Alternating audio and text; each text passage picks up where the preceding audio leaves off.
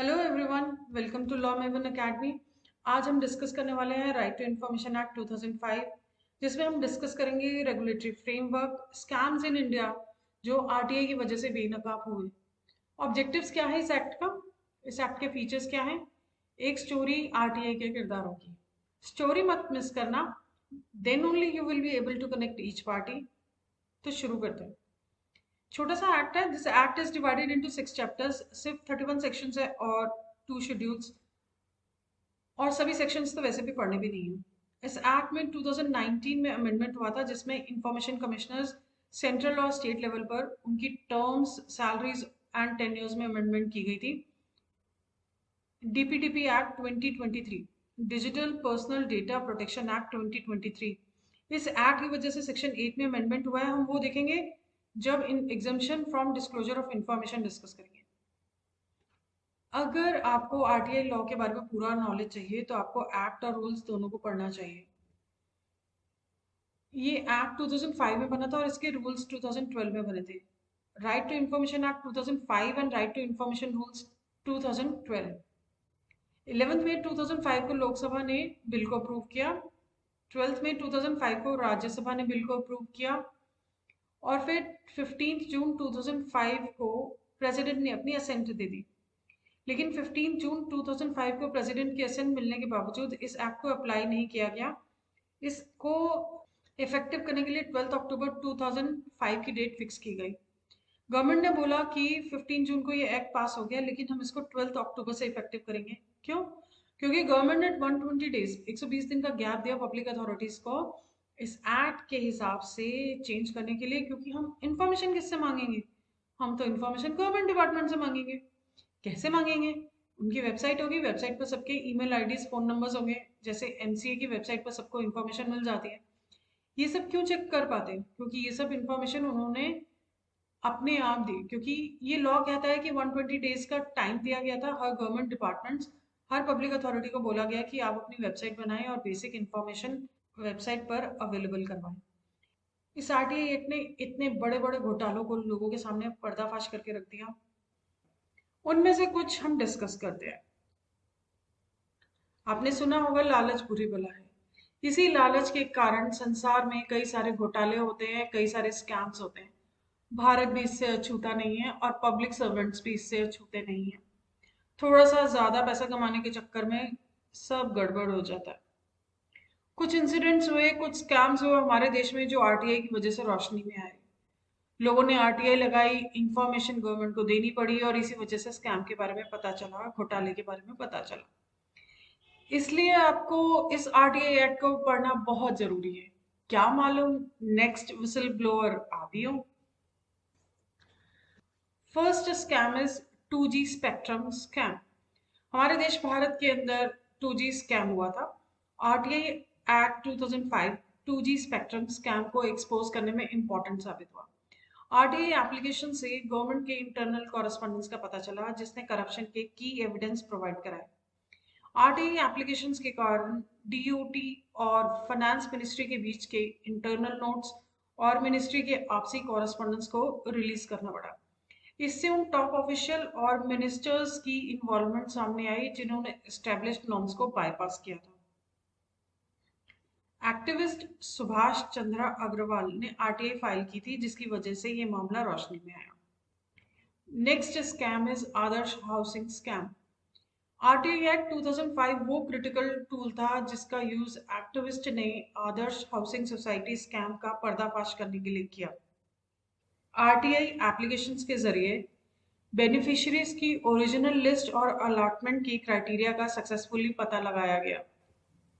इससे ये खुलासा हुआ कि जिन अपार्टमेंट्स को शुरू में कारगिल वॉर के हीरोज और वॉर विडोज को घर देने के लिए बनाया गया था, उन्हें पॉलिटिशियन, मिलिट्री ऑफिसर्स को अलॉट कर दिया गया था। 2010 में आदर्श हाउसिंग स्कैम में कथित तौर पर शामिल होने के कारण महाराष्ट्र के चीफ मिनिस्टर को रिजाइन तक करना पड़ गया था। आदर्श स्कैम एक्सपोज होना इस बात का एक बेहतरीन एग्जाम्पल है कि कैसे सिटीजन्स आरटीआई के थ्रू करप्ट नेटवर्क को ध्वस्त कर सकते हैं और गवर्नमेंट को ट्रांसपेरेंट बनने के लिए फोर्स कर सकते हैं। Next scam is Commonwealth games. RTI act साल 2010 के 70,000 करोड़ के कॉमनवेल्थ स्कैम को उजागर करने का मुख्य जरिया बना था। एक्टिविस्ट और जर्नलिस्ट ने आरटीआई एक्ट 2005 का इस्तेमाल करके ऐसे ऑफिशियल डॉक्यूमेंट्स हासिल किए जिनसे प्राइस में मनमानी का खुलासा हुआ। Next scam is Indian red cross society. RTI act 2005 एक प्राइमरी विसल ब्लोइंग टूल की तरह सामने आया जिसने Indian red cross society IRCS scam का पर्दाफाश किया।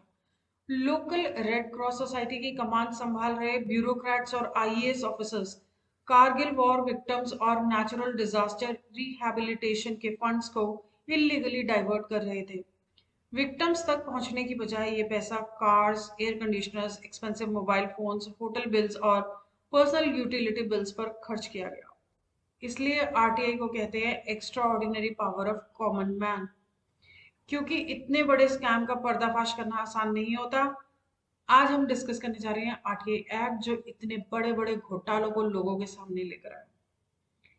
आज के डेट में स्टूडेंट्स आरटीआई लगाकर अपनी आंसर शीट मंगवा सकते हैं। आंसर शीट की जब कॉपी निकलवाते हो तो आरटीआई से ही निकलती है। राइट टू इंफॉर्मेशन एक्ट, इसमें एक को राइट मिला है किसी दूसरे के अगेंस्ट, मतलब कि एक का राइट है मुझे जानना है, एक की ड्यूटी है मुझे बताना है। राइट है सिटीजन का और ये ड्यूटी है पब्लिक अथॉरिटी की। ये कानून जो है हमें ये राइट देता है, भारत के सिटीजन्स को ये राइट है कि वो गवर्नमेंट अथॉरिटी से, पब्लिक अथॉरिटी से कुछ भी पूछ सकते हैं। लेकिन कुछ लोग मजे लेने के लिए पूछते हैं, आरटीआई फाइल करते हैं। पूरी दुनिया में कई लोग आरटीआई को पार्टिसिपेटरी डेमोक्रेसी को स्ट्रेंथन करने का जरिया मानते हैं। नियरली 70 कंट्रीज ने अब गवर्नमेंट बॉडीज के पास मौजूद रिकॉर्ड्स तक एक्सेस को आसान बनाने के लिए फ्रीडम ऑफ इंफॉर्मेशन एक्ट्स अपना लिए हैं और अप्रॉक्सीमेटली 50 कंट्रीज में इस डायरेक्शन में एफर्ट्स चल रहे हैं। इंडिया में भी गवर्नमेंट ने 2005 में आरटीआई एक्ट बनाया which came into force with effect from 12 October 2005। RTI act 2005 पर डिटेल में डिस्कशन करने से पहले Reliance Petrochemicals Limited versus Indian Express newspapers, इस केस को मेंशन करना जरूरी है जिसमें सुप्रीम कोर्ट ने आर्टिकल 21 के अंडर राइट टू नो को इंक्लूड माना, शामिल माना था। 1989 में सुप्रीम कोर्ट ने यह फैसला दिया कि right to know participatory democracy का एक नेसेसरी इंग्रेडिएंट है।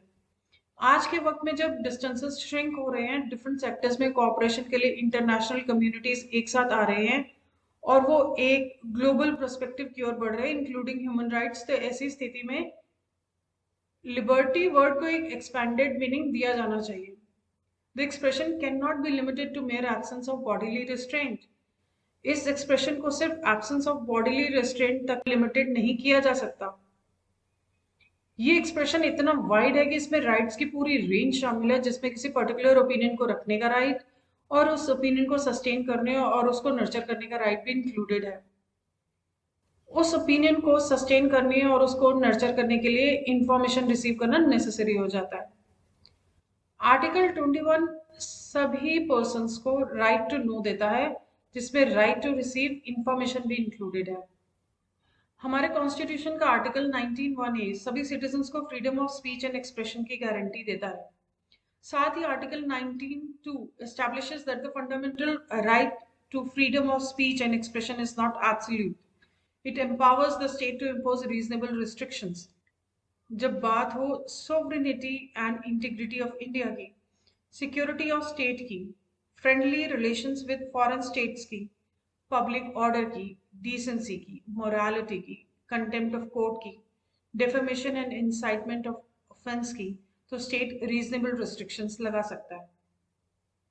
एक सिटीजन को इंफॉर्मेशन रिसीव करने का राइट है और ये राइट आर्टिकल 19(1)(a) में mention freedom of speech and expression के कॉन्सेप्ट से मिलता है। आपको पता ही है कि fundamental rights are available against the state. State की डेफिनेशन कॉन्स्टिट्यूशन के आर्टिकल 12 में दी गई है। स्टेट का सिर्फ ये ऑब्लिगेशन नहीं है कि वो सिटीजन्स के फंडामेंटल राइट्स के रिस्पेक्ट करे, बल्कि स्टेट का ये भी ऑब्लिगेशन है कि वो ऐसी कंडीशंस इंश्योर करे जिनके अंडर इन राइट्स को हर कोई मीनिंगफुली और इफेक्टिवली इंजॉय कर सके। आर्टिकल 19(1)(a) में दिए गए right to freedom of speech and expression के साथ साथ अपने व्यूज और ओपिनियंस को सर्कुलेट करने का राइट भी जुड़ा हुआ है, but it will be subject to reasonable restrictions. इस राइट को एंजॉय करने के लिए प्री रिक्विजिट है नॉलेज और इंफॉर्मेशन। इंफॉर्मेशन हमारी अवेयरनेस में कुछ नया ऐड करती है और हमारी आइडियाज की वेगनेस को रिमूव करती है। Let's discuss objectives of RTI act. RTI act 2005 एक ऐसा एक्ट है जिसका पर्पस सिटीजन्स को इंफॉर्मेशन का राइट देना है। इसका पहला ऑब्जेक्टिव है access information under the control of public authorities. पहली बात जो इन्होंने लिखी प्रियम्बल के अंदर कि आप किसी भी इंफॉर्मेशन को एक्सेस कर सको, इंफॉर्मेशन को प्राप्त कर सको जो कि पब्लिक अथॉरिटीज के कंट्रोल में है। इसका दूसरा ऑब्जेक्टिव है transparency and accountability in the working of public authority. दूसरी बात जो उन्होंने लिखी वो लिखी कि transparency and accountability in public authority. Public authority क्या कर रही है, जो कि पब्लिक अथॉरिटी है उसके अंदर ट्रांसपेरेंसी आनी चाहिए और जिम्मेवार रवैया आना चाहिए, अकाउंटेबिलिटी होनी चाहिए। इसका तीसरा ऑब्जेक्टिव है constitution of CIC and SIC. हमारे देश में सेंट्रल इंफॉर्मेशन कमीशन और साथ ही साथ स्टेट इंफॉर्मेशन कमीशन, इन दोनों को कॉन्स्टिट्यूट किया जाना चाहिए। आपको पता ही है कि जब अकाउंटेबिलिटी आती है, जब ट्रांसपेरेंसी आती है तो करप्शन भागता है। एंड फोर्थ ऑब्जेक्टिव बहुत ही कॉमन लैंग्वेज में लिखा हुआ है, ये लगभग हर एक्ट के प्रियम्बल में मिलेगा आपको। फॉर मैटर्स कनेक्टेड हेयरविद और इंसिडेंटल देयरटो। एक केस लॉ है Anjali Bhardwaj and others versus union of India and others. Supreme court की जजमेंट है 2019 की।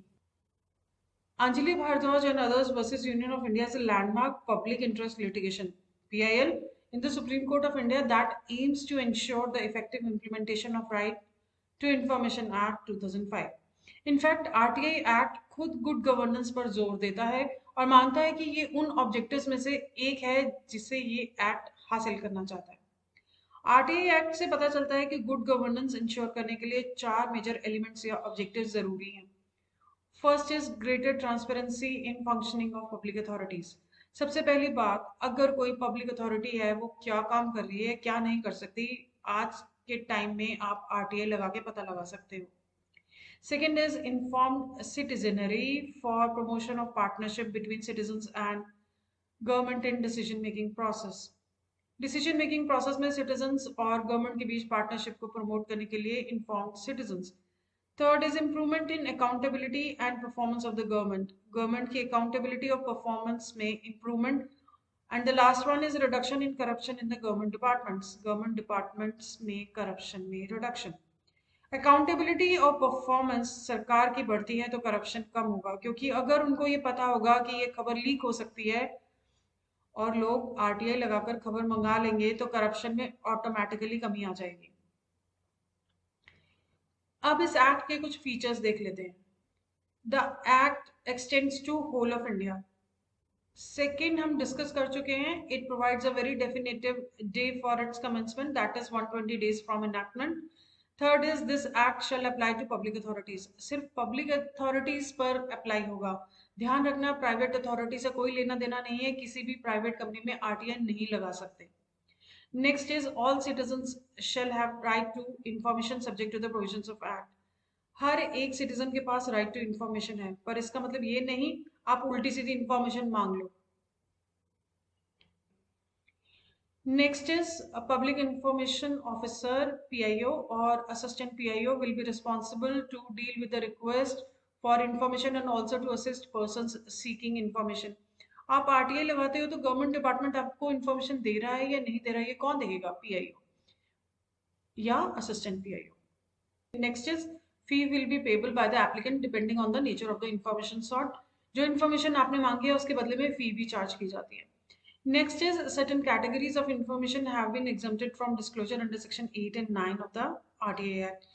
कुछ कैटेगरी ऑफ इंफॉर्मेशन ऐसी हुई है जिन्हें एग्जाम किया गया अंडर सेक्शन 8 and 9, जिसको लेकर आप आरटीआई नहीं लगा सकते, सिटीजन्स आरटीआई नहीं लगा सकते। Next is intelligence and security agencies specified in Schedule 2 to the Act have been exempted from the ambit of the RTI Act subject to certain conditions. कुछ कैटेगरीज ऐसी भी हैं जिन्हें एग्जाम किया गया है, जिसको लेकर आप आरटीआई नहीं लगा सकते। Intelligence and security organisation establish by central government, जैसे कि आईबी, इंटेलिजेंस ब्यूरो, रॉ, research and analysis wing, ED, NCB, narcotics control bureau, BSF, CISF, NSG. Second schedule में ये सभी ऑर्गेनाइजेशंस मेंशन्ड है। अब बात करते हैं आरटीआई की स्टोरी की। आरटीआई की स्टोरी में कुछ किरदार आएंगे बार बार, उनको जान लेते हैं। सबसे पहले है citizen, appropriate government, competent authority, public authority, CIC and SIC, और आखिर में थर्ड पार्टी। अब डिटेल में डिस्कस करते हैं। आरटीआई लॉ में सबसे इंपॉर्टेंट जो करेक्टर होता है वो होता है सिटीजन, क्योंकि ये जो राइट दे रखा है वो सिर्फ सिटीजन को दे रखा है। ये ध्यान रखना कि कोई भी ऐसा पर्सन जो इंडिया का सिटीजन नहीं है वो आरटीआई नहीं लगा सकता। इंडिया का सिटीजन ही आरटीआई लगा सकता है। सेक्शन 3 भी यही कहता है कि all citizen shall have the right to information. तो एक सिटीजन आरटीआई फाइल कर सकता है और एड्रेस करेगा पब्लिक अथॉरिटी को। आरटीआई फाइल किया जाता है पब्लिक अथॉरिटी को। A citizen can do 3 things under RTI act. Number 1, citizen RTI की एप्लीकेशन लगाता है। एप्लीकेशन लगाने का काम सिटीजन करेगा, ठीक है। सिटीजन आरटीआई की एप्लीकेशन लगाएगा under section 6, that is request for obtaining information. Second, अगर सिटीजन रिक्वेस्ट नहीं सबमिट कर पा रहा है या सिटीजन को इंफॉर्मेशन नहीं मिलती या with in time limit citizen को इंफॉर्मेशन नहीं मिलती या सिटीजन को इनकम्प्लीट इंफॉर्मेशन मिलती है, तो सिटीजन कंप्लेंट कर सकता है under section 18। Generally RTI file करो तो 30 डेज में इंफॉर्मेशन देनी होती है। थर्ड इज, अगर सिटीजन को टाइम पर डिसीजन नहीं मिलता which are mentioned in section 7, या वो सीपीआईओ, सेंट्रल पीआईओ या एसपीआईओ, स्टेट पीआईओ के डिसीजन से खुश नहीं है, तो सिटीजन अपील कर सकता है under section 19। Second is appropriate government. अगला किरदार जो आपके सामने है वो है एप्रोप्रिएट गवर्नमेंट। एप्रोप्रिएट गवर्नमेंट की डेफिनेशन सेक्शन 2A में दी गई है। डेफिनेशन डिटेल में हम बाद में डिस्कस करेंगे। अभी सिर्फ इतना जान लो, एप्रोप्रिएट गवर्नमेंट या तो सेंट्रल गवर्नमेंट होगी या स्टेट गवर्नमेंट। एप्रोप्रिएट गवर्नमेंट 3 काम करती है। कौन कौन से काम करती है? एक तो एप्रोप्रिएट गवर्नमेंट ये काम करती है कि वो रिपोर्ट लेती है, जो भी इंफॉर्मेशन कमीशन बने हुए हैं, सेंट्रल इंफॉर्मेशन कमीशन या state information commission, CIC and SIC, इनसे रिपोर्ट लेती है एनुअली कि आपने क्या क्या किया।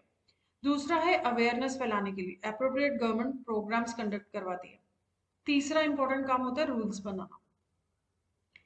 एप्रोप्रिएट गवर्नमेंट 3 काम करेगी। इंफॉर्मेशन कमीशन से रिपोर्ट लेना अंडर सेक्शन 25, दूसरा प्रोग्राम कंडक्ट करवाना अंडर सेक्शन 26 ताकि अवेयरनेस हो सके, और तीसरा रूल्स बनाना अंडर सेक्शन 27, ठीक है। Now third is competent authority. तीसरा जो किरदार आएगा आरटीआई की स्टोरी में, competent authority. Competent authority highest authority या पर्सन को कहा गया। देखो, हाउस ऑफ पीपल, लोकसभा और स्टेट लेजिस्लेटिव असेंबली के केस में स्पीकर कॉम्पिटेंट अथॉरिटी होंगे। पार्लियामेंट, लोकसभा में हाईएस्ट हुआ स्पीकर, स्पीकर का कहना हर किसी को मानना होता है। राज्यसभा और स्टेट लेजिस्लेटिव काउंसिल के केस में चेयरमैन कॉम्पिटेंट अथॉरिटी होंगे। यूनियन के केस में president of India competent authority होंगे। स्टेट के केस में स्टेट गवर्नर कॉम्पिटेंट अथॉरिटी होंगे। यूनियन टेरिटरी के केस में एडमिनिस्ट्रेटर कॉम्पिटेंट अथॉरिटी होंगे। सुप्रीम कोर्ट के केस में सुप्रीम कोर्ट के chief justice, in other words chief justice of India competent authority होंगे। हाई कोर्ट के केस में हाई कोर्ट के चीफ जस्टिस कॉम्पिटेंट अथॉरिटी होंगे। मैं आपको एक और आसान तरीका बताती हूँ। हमारे देश के कॉन्स्टिट्यूशन के 3 पिलर्स कौन कौन से हैं? 3 पिलर्स हैं, लेजिस्लेटिव, एग्जीक्यूटिव एंड जुडिशरी। सबसे पहले लेजिस्लेटिव, सबसे पहले लोकसभा या लोअर हाउस या हाउस ऑफ पीपल में speaker is main person. Rajya Sabha upper house में chairman is main person. Executive में 3 लेवल्स होते हैं, union, state and union territory. तो यूनियन में मेन पर्सन है प्रेसिडेंट, स्टेट में मेन पर्सन है गवर्नर, यूनियन टेरिटरी में मेन पर्सन है एडमिनिस्ट्रेटर। जुडिशरी के अंदर 2 कोर्ट्स मेन है, supreme court and high court. Supreme court में who is the highest authority? Chief justice of supreme court, और you can say chief justice of India, CJI. High court में who is highest authority? Chief justice of respective high court, जैसे Delhi high court का chief justice और Chandigarh high court के chief justice. तो ये आपके हो गए कॉम्पिटेंट अथॉरिटी। हम लोगों को पता था कि 3 तरह के पिलर्स हैं, लेजिस्लेटिव, एग्जीक्यूटिव एंड जुडिशरी, और हमने उन तीनों को इससे कनेक्ट कर दिया। फोर्थ इज पब्लिक अथॉरिटी, बहुत ही अहम किरदार है public authority. Citizen public authority से ही तो इन्फॉर्मेशन मांगेगा। पब्लिक अथॉरिटी क्या होती है और इसका काम क्या है ये तो पता होना चाहिए ना। पब्लिक अथॉरिटी की डेफिनेशन सेक्शन 2 क्लॉज H में दी गई है। ऐसी अथॉरिटी, ऐसी बॉडी, ऐसा इंस्टीट्यूशन जो कि स्टैब्लिश किया गया हो इंडियन कॉन्स्टिट्यूशन के द्वारा, पार्लियामेंट के लॉ के द्वारा, स्टेट लेजिस्लेचर के द्वारा, या किसी एप्रोप्रिएट गवर्नमेंट के नोटिफिकेशन द्वारा। चार बातें याद रखनी और कुछ भी याद नहीं रखना। Election commission, finance commission, UPSC union public service commission, CAG, GST council, ये सब मेजर कॉन्स्टिट्यूशनल बॉडीज और अथॉरिटीज हैं जो कॉन्स्टिट्यूट की गई अंडर कॉन्स्टिट्यूशन ऑफ इंडिया। इनकी एग्जिस्टेंस, पावर्स एंड रिस्पॉन्सिबिलिटीज सीधे कॉन्स्टिट्यूशन के स्पेसिफिक आर्टिकल से मिलती है और इनमें किसी भी चेंजेस, मॉडिफिकेशन के लिए पार्लियामेंट के स्टैंडर्ड एक्ट की बजाय कॉन्स्टिट्यूशनल अमेंडमेंट की जरूरत होती है। बाकी हम लोग जब डेफिनेशन डिस्कस करेंगे तब देखेंगे। ये जो पब्लिक अथॉरिटी है ये डायरेक्टली तो डील नहीं कर सकती, तो ये क्या करती है, अपने किसी एम्प्लॉई ऑफिसर को डेजिग्नेट कर देती है, उसको एक डेजिग्नेशन दे देती है। अगर सेंटर का ऑर्गेनाइजेशन है तो CPIO, अगर स्टेट का ऑर्गेनाइजेशन है तो SPI। Fifth is information commission. पांचवा जो किरदार आएगा RTI की स्टोरी में वो है इंफॉर्मेशन कमीशन, जिसको शॉर्ट में IC कहते हैं। सेंट्रल लेवल पर सेंट्रल इंफॉर्मेशन कमीशन, जिसे शॉर्ट में CIC कहते हैं। स्टेट लेवल पर स्टेट इंफॉर्मेशन कमीशन, जिसको शॉर्ट में SIC कहते हैं। सेक्शन 12 डील करता है CIC के कॉन्स्टिट्यूशन से। सेक्शन 13 डील करता है terms of office and conditions of service से। सेक्शन 14 डील करता है removal of chief information commissioner और इंफॉर्मेशन कमिश्नर से। सिमिलर प्रोविजंस सेक्शन 15 से 17 में दिए गए हैं SIC से रिलेटेड, इसके बारे में हम बाद में डिस्कस करेंगे। Sixth is third party. Third party आखिरी किरदार है जो आएगा RTI की स्टोरी में। थर्ड पार्टी की डेफिनेशन सेक्शन 2 क्लॉज N में दी गई है। Third party means a person other than a citizen making a request for information and includes a public authority. Section 11 में प्रोसीजर ऑफ डिस्क्लोजर दिया हुआ है थर्ड पार्टी इंफॉर्मेशन का। अगर पब्लिक इंफॉर्मेशन ऑफिसर PIO ऐसी इंफॉर्मेशन बताना चाहता है जो किसी थर्ड पार्टी से जुड़ी है या उसने दी है और जिसे कॉन्फिडेंशियल माना जाता है, तो उसे एक mandatory natural justice consultation process को फॉलो करना होगा। PIO को RTI एप्लीकेशन मिलने के 5 डेज के अंदर, with in 5 days, third party को रिटर्न नोटिस इशू करना होगा। थर्ड पार्टी को नोटिस मिलने से 10 डेज का टाइम दिया जाता है कि वो ओरल या रिटर्न सबमिशन दे कि इंफॉर्मेशन डिस्क्लोज की जानी चाहिए या नहीं। इस थर्ड पार्टी कंसल्टेशन के लिए PIO को रिस्पॉन्ड करने के लिए स्टैंडर्ड 30 डेज की टाइम लिमिट को एक्सटेंड करके 40 डेज कर दिया जाता है। PIO को थर्ड पार्टी के सबमिशन को कंसिडर करते हुए इंफॉर्मेशन बताने या ना बताने के बारे में सोच समझकर फैसला लेना चाहिए। ये फैसला थर्ड पार्टी को राइटिंग में उनकी अपील करने के राइट के साथ बताना होगा। थर्ड पार्टी को नोटिस देना पड़ता है, फिर थर्ड पार्टी उसका रिप्लाई करेगी, फिर थर्ड पार्टी का रिप्लाई आने के बाद उसका डिस्पोजल होना चाहिए, और अगर थर्ड पार्टी सेटिस्फाइड नहीं है तो अपील कर सकते हैं। नोटिस का टाइम पीरियड है 5 डेज, रिप्लाई करने का टाइम पीरियड है 10 डेज, RTI का रिप्लाई करने का टाइम पीरियड है 40 डेज। 40 डेज क्यों? Just listen very carefully. देखो क्या होता है कि जब RTI लगाई तो आपको 30 डेज में इंफॉर्मेशन सप्लाई करनी पड़ती है। यहाँ पर थर्ड पार्टी से पूछ के करोगे तो थोड़ा सा टाइम लगेगा, तो इसीलिए 40 डेज का यहाँ पर आपको टाइम मिल जाता है। तो ये था आज का वीडियो। उम्मीद करती हूँ ये वीडियो आपको यूजफुल लगा होगा। Don't forget to like, share and subscribe. Thanks for watching.